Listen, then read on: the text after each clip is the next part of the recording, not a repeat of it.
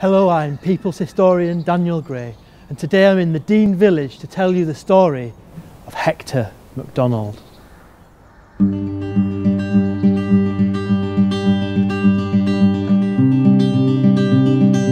Hector MacDonald was born in 1853 on a farm near Dingwall. He was the son of a crofter in a Gaelic-speaking family. Aged 17, he joined the Gordon Highlanders, the start of a meteoric rise up the ranks to Major General. What was interesting about MacDonald is he did not rise because of connection or which school he went to. He rose on merit. The working class boy done good. MacDonald rose far up the ranks of the army. He was a masterful, shrewd tactician. In 1898 in North Africa, he was credited with saving the lives of hundreds of British soldiers under Lord Kitchener. He was rewarded with a knighthood. More than that though, he became a people's hero, the people's general. He was lauded on the streets, a household name. And yet all was not quite how it seemed.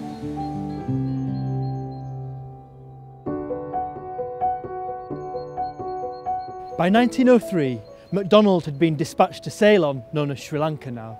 He took charge there of a ragtag British establishment army. He brought discipline and he was disliked for it. There were rumours all his life that MacDonald was gay. This just added to the suspicion of him among that establishment. They didn't like the fact that a lad from the working class had come and taken charge of them. And if MacDonald was gay and outed, he would of course be thrown out of the army. Allegations surrounded him, stories. One such was that he'd been caught acting inappropriately as a member of a dubious club. He was charged and sent back to Britain.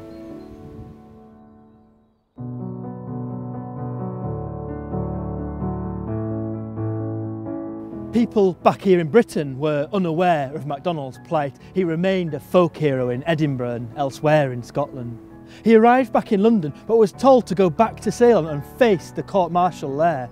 MacDonald travelled via Paris, stopping there on the night of March the 24th, thinking the world was unaware of his plight. He went down for breakfast the next morning and picked up a newspaper.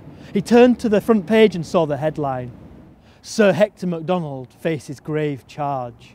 He went back up to room 105, put his boots under his bed, his uniform in his wardrobe, took a pistol from his suitcase and shot himself.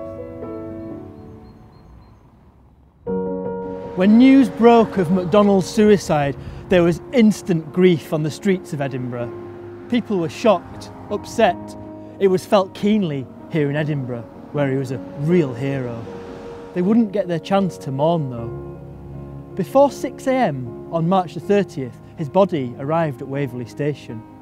He was secretly taken across town and buried without ceremony. A journalist at the time described the scene. The Princes Street scavengers stared as the hearse trotted briskly past them, its dozen cabs behind.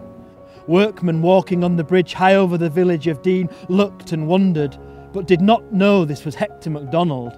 How could they? He was being disposed of secretly against the will of all Scotland.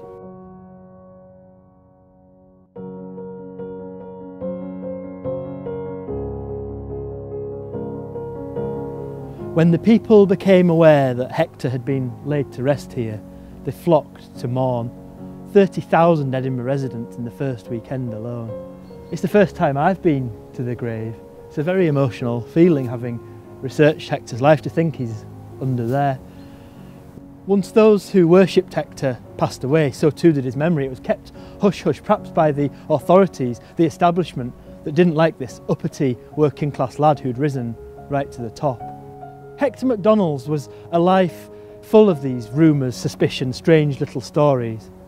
And yet, we can be sure of this: he was a hero to tens of thousands of people in this country. Another hidden story in this city full of them.